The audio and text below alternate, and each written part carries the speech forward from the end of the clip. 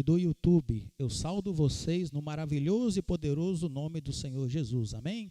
Meu nome é Fernando Chaves e hoje eu vou trazer aqui uma mensagem, uma reflexão ou um estudo, assim como você desejar intitular para o seu coração. Amém? E hoje nós vamos falar sobre a glória de Deus, né?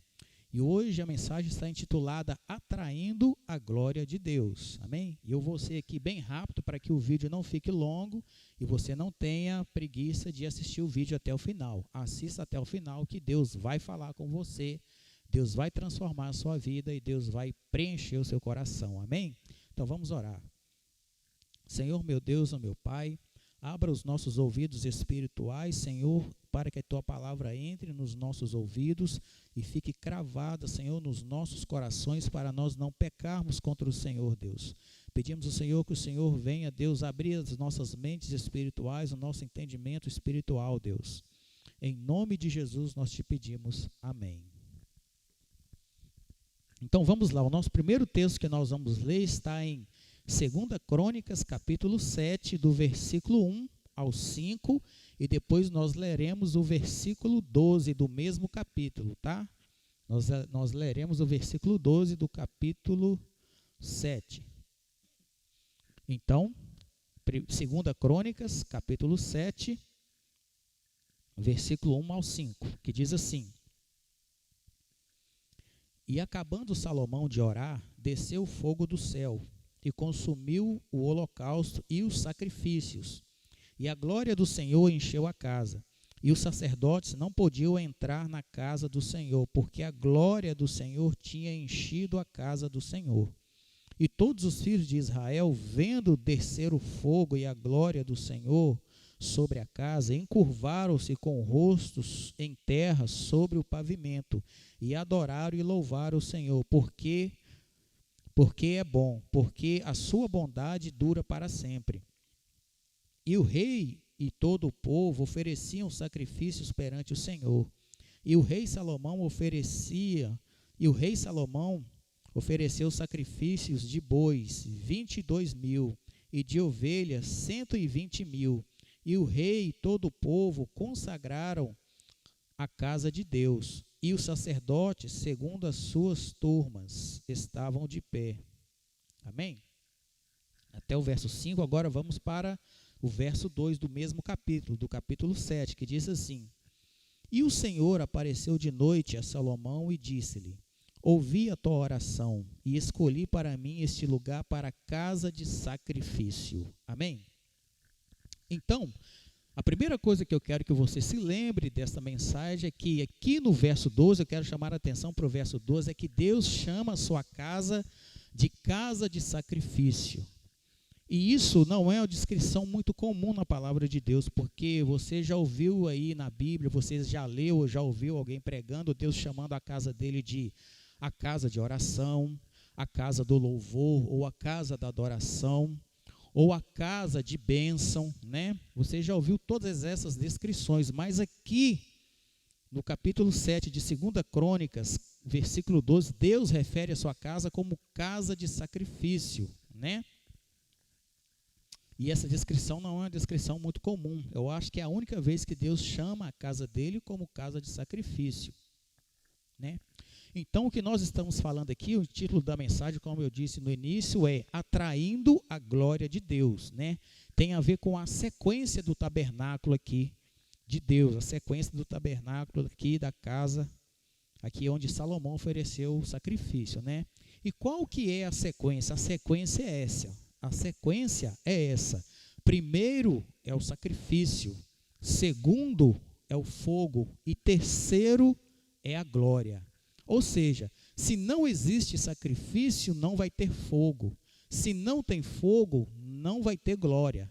A chave para a glória começa com o sacrifício, sabe, irmãos?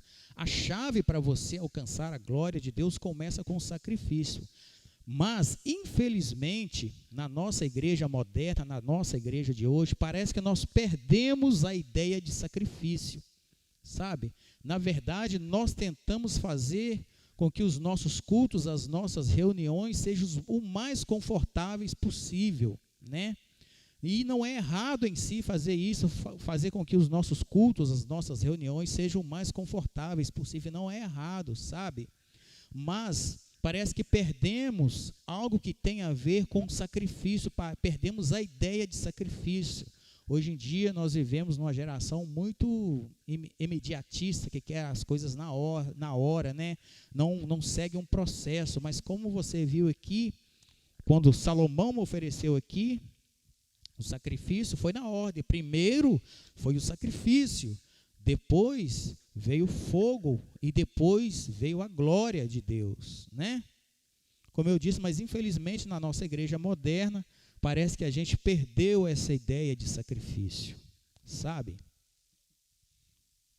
Parece que nós perdemos a ideia de sacrifício, né? No versículo 1 do capítulo 7 de 2 Crônica, né? Quando Salomão orou, o fogo desceu sobre o sacrifício. E a oração de Salomão era uma oração de dedicação, né?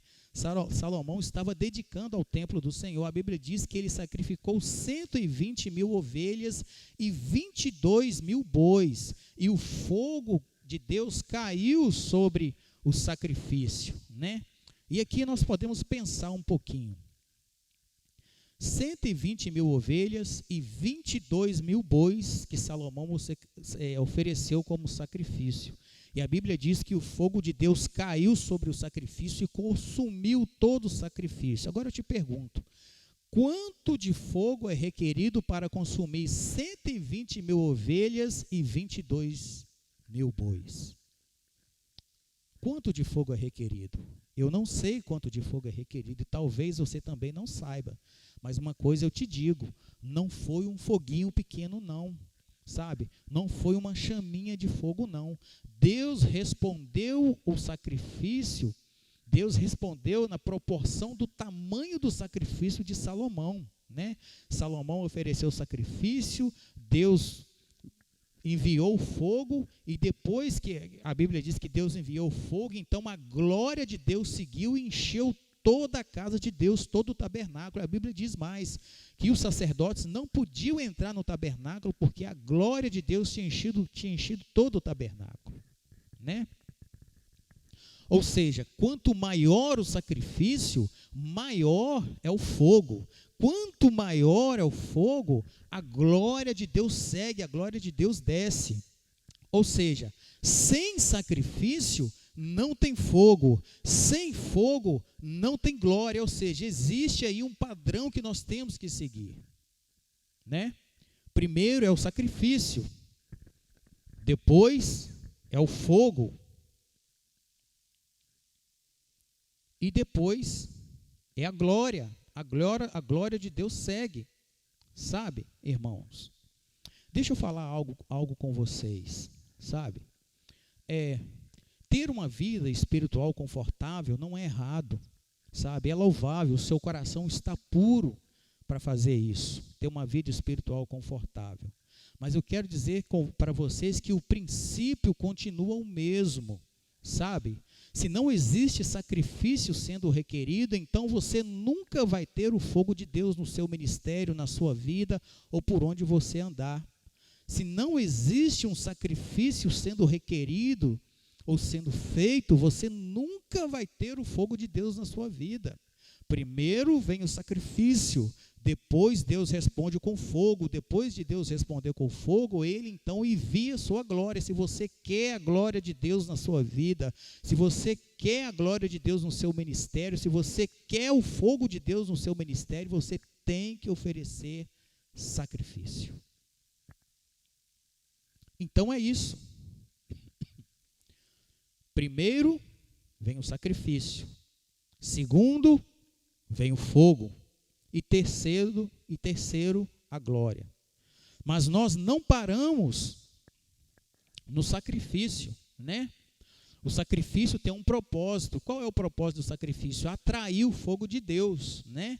Mas nós também não paramos no fogo. Hoje em dia existem muitas pessoas que pararam no fogo, pararam no Pentecoste, só quer ficar no Pentecoste, não quer avançar, não quer a glória de Deus. Nós não, nós queremos a glória de Deus, nós queremos avançar para a glória de Deus. Não podemos parar só no sacrifício, não podemos ficar parados só no fogo, só no Pentecoste. Queremos alcançar a glória de Deus. É isso que você quer, é isso que eu quero e é isso que nos interessa, a glória de Deus. Refletir a glória de Deus, oferecer sacrifícios aceitáveis a Deus, para que Deus responda com fogo e que Ele venha e derrame a sua glória e nós reflita a glória dEle para o mundo.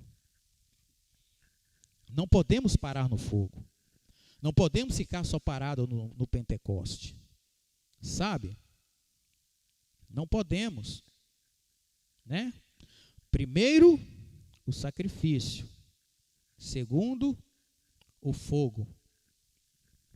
Depois, a glória de Deus. E é assim que funciona. Existe um padrão, existe algumas regras que temos que cumprir, né? Para que Deus derrame o seu fogo, para que Deus derrame a sua glória, sabe? Mesmo nas 3 festas de Israel, ou seja, na festa da Páscoa, na festa do Pentecoste, na festa dos tabernáculos, veja só, na Páscoa houve um sacrifício, no Pentecoste houve o fogo, no tabernáculo houve a glória de Deus, ou seja, existe aí uns parâmetros que tem que seguir, né? Na Páscoa veio o fogo, na Páscoa havia um sacrifício, no Pentecoste havia o fogo e no tabernáculo a glória de Deus. Não podemos pular etapas, sabe? Não podemos pular etapas. Existe um padrão que temos que seguir. Primeiro, o sacrifício. Depois, o fogo. E depois, a glória. O fogo de Deus é importante porque mostra a aceitação de Deus. Mostra Deus aceitando o sacrifício. E quando Deus aceita o sacrifício, quando Deus se agrada do sacrifício, Ele responde com fogo, e o fogo consome todo o sacrifício. E depois que o fogo então faz ali a sua função, cumpre a sua função, que é consumir o sacrifício e colocar em evidência a aceitação de Deus pelo sacrifício, Deus então derrama a sua glória. Amém? E é assim que funciona. Sabe? Eu queria que você então fosse agora até o livro de Malaquias, né? No Antigo Testamento, os sacerdotes ofereciam um sacrifício, tinha que ser um cordeiro sem mácula, sem ruga, sem defeito nenhum, não podia ter nenhum membro quebrado, não podia ter olho furado, não podia ter mancha, tinha que ser um cordeiro perfeito. Amém? No Velho Testamento, o sacerdote do Velho Testamento oferecia sacrifício. E o sacerdote do Novo Testamento também deve oferecer sacrifício. Amém? Eu queria que você aí abrisse a sua Bíblia em Malaquias, tá? Em Malaquias, nós vamos ver aí qual tipo de sacrifício que é aceitável e que não é aceitável diante de Deus, tá bom? Malaquias capítulo 1, do verso 6 ao 10, tá bom? Vamos ler então, Malaquias 1, do 6 ao 10. Diz assim: o filho honrará o pai, e o servo ao seu senhor. Se eu sou pai, onde está a minha honra, ou meu respeito? Se eu sou o Senhor, onde está o meu temor ou meu respeito? Diz o Senhor dos exércitos a vós. Ó sacerdotes, que desprezais o meu nome e disseste: em que desprezamos nós o teu nome? Ofereceis sobre o meu altar pão imundo, e dizeis: em que temos havendos profanado? Nisso dizeis: a mesa do Senhor é desprezível. Porque quando trazeis o animal cego e sacrificardes, não é mal? E quando ofereceis o coxo ou enfermo, não faz mal? Ora, apresente-o ao teu príncipe, ao teu governador. Terá ele agrado de ti? Ou aceitará ele a tua pessoa? Diz o Senhor dos Exércitos. Agora, pois, suplicai o favor de Deus, e ele terá piedade de vós. Nisto veio da vossa mão. Aceitará ele a vossa pessoa? Diz o Senhor dos Exércitos. Quem há também entre vós que fechará a porta e não acenda o fogo debalde do meu altar? Eu não tenho prazer em vós, diz o Senhor dos Exércitos, e nem aceitarei da vossa mão a oblação, ou sacrifício, ou a oferta. Deus disse, eu não vou aceitar. Sabe? Esses sacerdotes deterioraram os padrões que Deus tinha determinado para oferecer o sacrifício, sabe? Eles estavam oferecendo sacrifícios inaceitáveis diante de Deus, sacrifícios que são ofensivos diante de Deus, sabe? E muitas das vezes nós também fazemos o mesmo. Quando nós entramos na casa de Deus, muitas das vezes nós oferecemos sacrifícios que na verdade são ofensíveis a Deus. E Deus não vai aceitar, assim como Deus disse.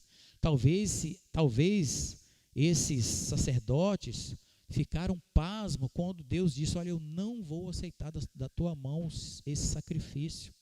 Deus disse assim, olha, pega esse sacrifício e leva para o teu governador, leva para o teu príncipe, vê se ele vai aceitar, vê se ele vai aceitar a tua pessoa, vê se ele vai aceitar esse sacrifício que você está levando para ele. Leva lá esse sacrifício, trazendo para os nossos dias de hoje.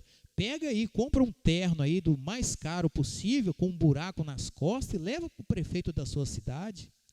Ou seja, leva para o vereador do seu bairro, leva para o pastor da sua igreja, dá ele um terno do mais caro possível, mas com um buraco, com um remendo nas costas, para ver se ele vai usar e vai aceitar da sua mão. Deus também não vai aceitar. Sabe?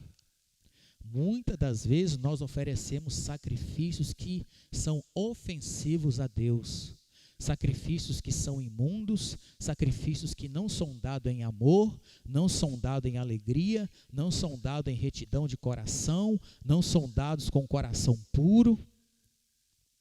E tem muita gente, infelizmente, muitas pessoas acham que Deus vai aceitar qualquer coisa que nós oferecemos para eles.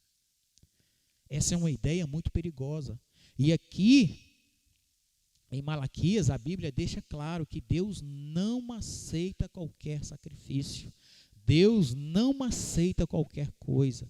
Deus não aceita nada que não venha de um coração puro, de um coração em retidão, de um coração santo diante dele. Deus não aceita. Amém? Mas lá no Velho Testamento, o sacerdote oferecia o sacrifício. E nós também, você hoje, que é um sacerdote ou sacerdotisa do Novo Testamento, também temos que oferecer sacrifícios. Sacrifícios aceitáveis diante de Deus, né? Vamos falar por um momento, por exemplo, vamos falar de dízimo sem falar de dinheiro. Vamos lá. Vamos falar de dízimo como sacrifício espiritual diante de Deus. Quantas horas tem o dia? O dia tem 24 horas, não é isso? Deus te dá o fôlego de vida por 24 horas. Se nós fôssemos tirar o dízimo de vida de 24 horas do dia, quanto daria? Daria 2 horas e 40 por dia. Aí eu te pergunto, de 24 horas de vida que Deus tem te dado, de 24 horas que Deus tem te dado de respiração por dia, quanto tempo você tem tirado para Deus por dia? Quanto tempo você passa na presença de Deus por dia? Quanto tempo você tira para Deus sem interrupções, sem nada tirar a sua atenção, sem você estar fazendo nada? Deus te dá 24 horas de vida. Se você fosse tirar o dízimo espiritual da sua vida para ele, teria que ser 2 horas e 40 minutos por dia de dedicação para Deus. Mas quanto tempo do seu dia você entrega para Deus? Isso é uma reflexão que você tem que fazer. Isso é uma reflexão que eu tenho que fazer. Será que a nossa entrega por dia para Deus é na mesma proporção que Deus nos dá? Assim como Deus derramou fogo lá no sacrifício de Salomão, 120.000 ovelhas e 22.000 bois, Deus derramou fogo na proporção do sacrifício. Será que Deus tem derramado fogo na proporção de sacrifício que nós temos oferecido para Ele? Isso é um ponto muito importante para nós refletirmos. Amém? Agora eu queria que você fosse lá para 1 Pedro, capítulo 2, a partir do verso 9. Nós vamos ler o verso 9 primeiro e depois vamos ler o verso 5. 1 Pedro, capítulo 2, verso 9, que diz assim: Mas vós sois geração eleita e sacerdócio real, a nação santa, o povo adquirido, para que anuncieis as virtudes daquele que vos chamou das trevas para a maravilhosa luz.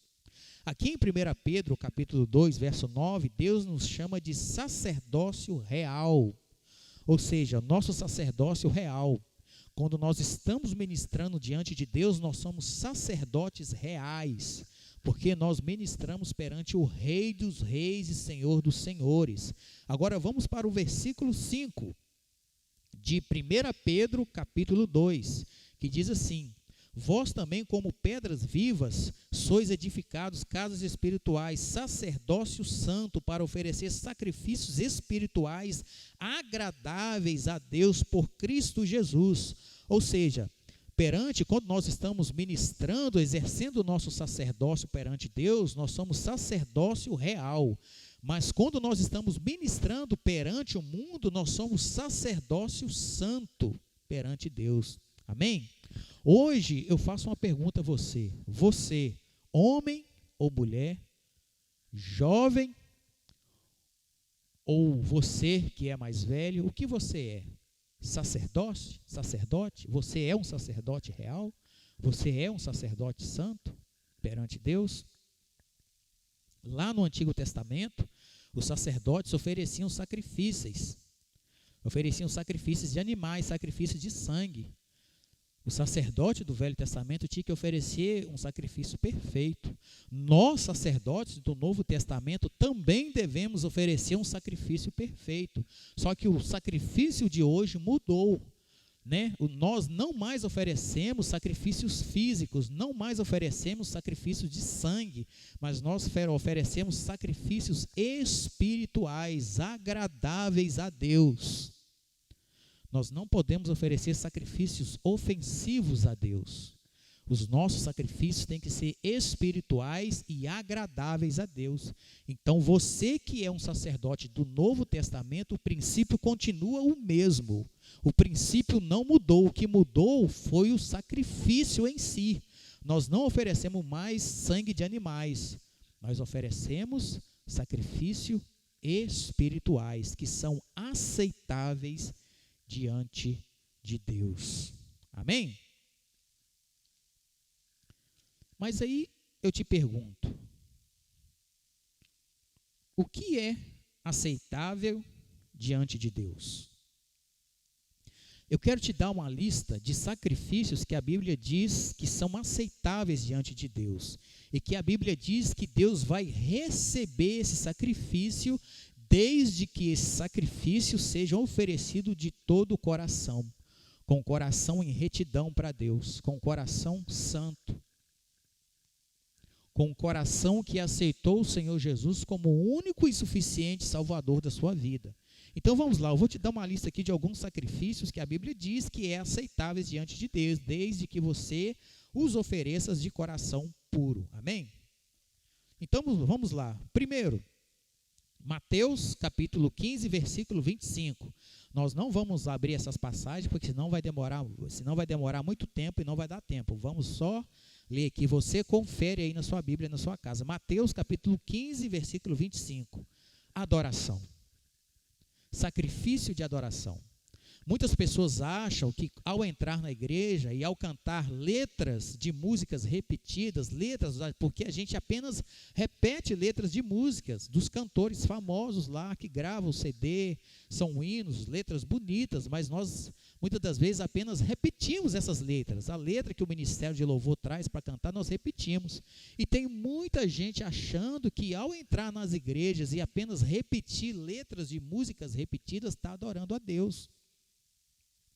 Tem muita gente dentro da igreja esperando aquele acorde impressionante, aquele melisma do ministro impressionante, aquela virada da bateria, aquele peso da bateria, aquele solo de guitarra, sabe? Aquele arpejo do teclado, aquele solo de baixo, aquela voz maravilhosa para adorar a Deus. Não, irmãos, não é assim não. A Bíblia diz que a Bíblia é em espírito e em verdade. Não tem nada a ver com a música. Música não é adoração. Adoração é um estilo de vida. Nós usamos a música para expressar a nossa adoração. Nós usamos os instrumentos musicais para expressar a nossa adoração. Mas música não é adoração. Música é espiritual. João capítulo 4, versículo 23 e 24, o que diz lá? Que os verdadeiros adoradores adorarão o Pai em espírito e em verdade. Importa que os que o adorem em espírito e em verdade. O que é a adoração espiritual? A adoração espiritual é quando você está dentro da igreja, num ambiente físico, mas na hora ali do louvor e da adoração, o seu espírito sai daquele ambiente físico e entra no ambiente espiritual, no Santo do Santo, e lá você adora ao Senhor. Então você deixa aquele ambiente físico, ali você esquece do irmão que está da esquerda, que está na direita, que está na sua retaguarda, que está na frente, e o seu espírito então conectado com Deus, vai até o Santo do Santo, entra lá e adora a Deus. Não depende de música, não depende do ministro, não depende do pastor, em espírito, em verdade. Música não é adoração. Se música fosse adoração, eu mesmo estava desqualificado para adorar a Deus na igreja, porque eu sou músico. Mas lá fora tem músicos melhores do que eu, que estão anos-luz na minha frente, que são muito mais técnicos do que eu.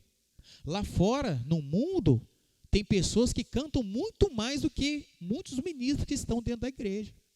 Se música fosse adoração, os músicos que estão tocando lá no mundo, tocando nas boates, nas noites lá, eles estavam qualificados para adorar o Senhor dentro da igreja. E eu estava desqualificado. Por quê? Porque música é técnica. É técnica, simplesmente técnica. Música não é espiritual.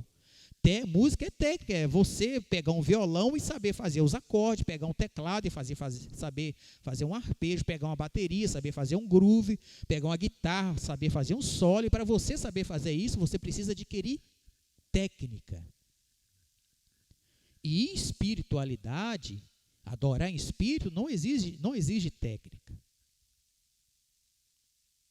Adoração não é música, é um estilo de vida. Se música fosse adoração, eu estava perdido, eu estava desqualificado para adorar o Senhor dentro da casa dele. Porque lá fora no mundo está assim de músico, 1000 vezes melhor do que eu, anos-luz na minha frente.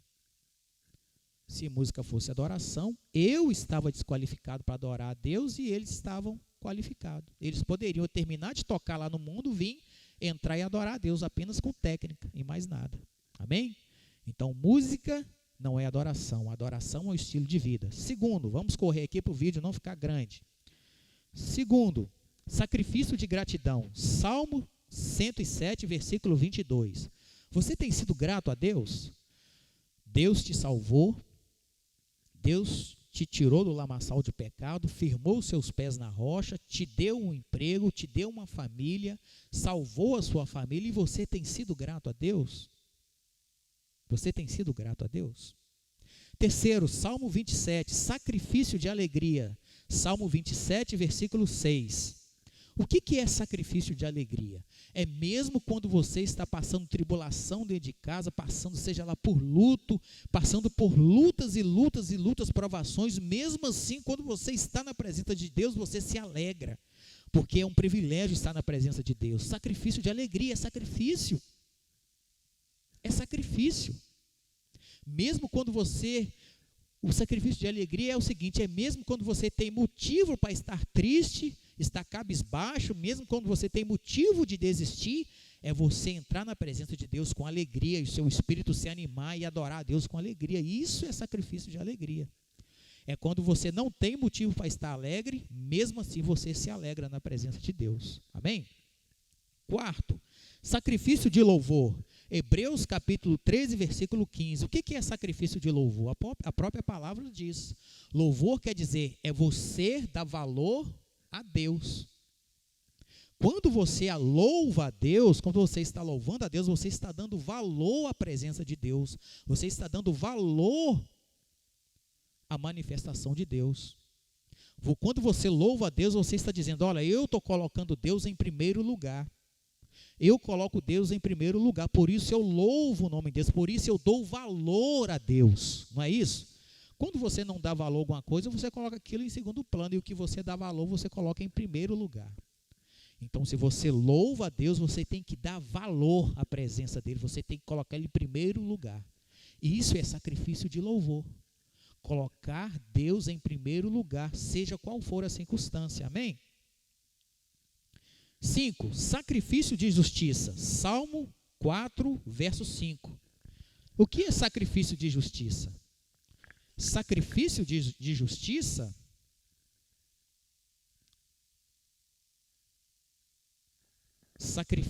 justiça é isso. Mesmo quando você é injustiçado, você faz o que é certo diante de Deus. Você honra a Deus com as suas atitudes. Você honra a Deus com as suas palavras. Mesmo que você seja injustiçado. Você dá um testemunho de justiça. Mesmo quando você está no seu trabalho, você mantém o seu testemunho, mesmo que o seu testemunho custe o seu emprego, mesmo que o seu testemunho custe os seus status sociais, mesmo que você não seja popular, mesmo que você não seja querido numa roda de amigos, ou até mesmo dentro da igreja. Você mantém o seu testemunho de justiça, você faz o que é certo, você faz o que é correto diante de Deus. Amém? E isso é sacrifício de justiça. Fazer certo o que é diante de Deus, mesmo que as pessoas tenham errado com você, é você se manter firme, fazer o que é justo diante de Deus. Sacrifício de justiça é isso. Amém? Vamos lá. Sacrifício de obediência. Samuel capítulo 15, versículo 22. O que é sacrifício de obediência? É você obedecer a Deus, custe o que custar. É você obedecer a palavra de Deus, custe o que custar. Sabe? É obedecer, simplesmente obedecer a Deus, obedecer a palavra de Deus. Isso é sacrifício de obediência. E muitos estão pagando o preço hoje só por obedecer a Deus. Aqueles missionários que estão sendo mortos, que estão sendo decapitados, que estão em calabouços, que estão em prisões, eles estão sofrendo isso simplesmente porque estão obedecendo a Deus, simplesmente porque estão obedecendo a palavra de Deus. Sabe? Você hoje que é ministro de Deus, você que é um pastor, você que é um ministro de Deus, você que obedece a palavra de Deus, que obedece a voz de Deus, muitas vezes as pessoas não vão gostar de você. Só porque você obedece a palavra de Deus, só porque você obedece a Deus. As pessoas não vão querer você no ciclo social dela, só porque você obedece a Deus. Isso é sacrifício de obediência. E seria injusto, não seria bom se eu dissesse para você que não custaria algo a você. Obedecer a Deus custa algo a você. Obedecer a Deus vai custar seu tempo, vai custar seu dinheiro, vai custar sua dedicação, vai custar até mesmo a sua vida. Vai custar suas amizades. E seria errado, seria injusto se eu dissesse para você, eu estaria ensinando você errado se não te custasse alguma coisa. Vai custar sim.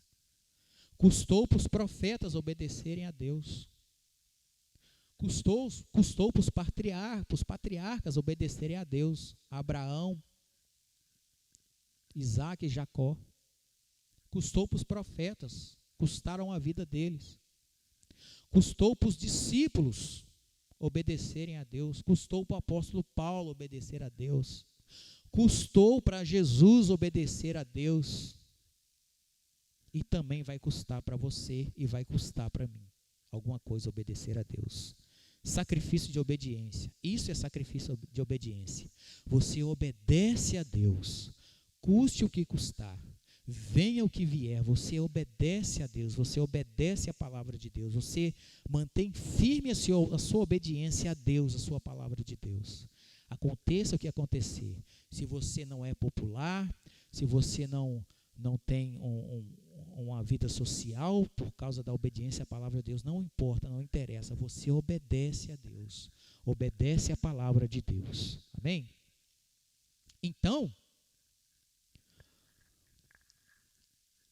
a recompensa para o sacrifício é o fogo de Deus. E quando Deus derrama o seu fogo e consome o sacrifício, isso está mostrando a aceitação de Deus. E quando Deus aceita o sacrifício, Ele então derrama a sua glória. Então, primeiro é o fogo. Primeiro é o sacrifício. Segundo é o fogo. E depois é a glória. Sem sacrifício, não tem fogo. Sem fogo, não tem glória. Amém? Então temos que passar por esse processo. Lá no Jardim do Éden, quando Deus expulsou Adão e Eva do jardim para que eles não voltassem para o jardim e comessem da árvore da vida, a Bíblia fala que Deus colocou 2 anjos como uma espada de fogo.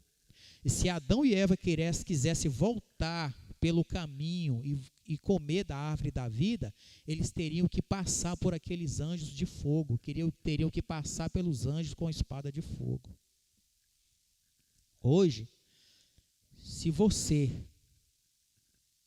quiser voltar pelo caminho e comer da árvore da vida, você tem que passar pelo fogo do Espírito Santo.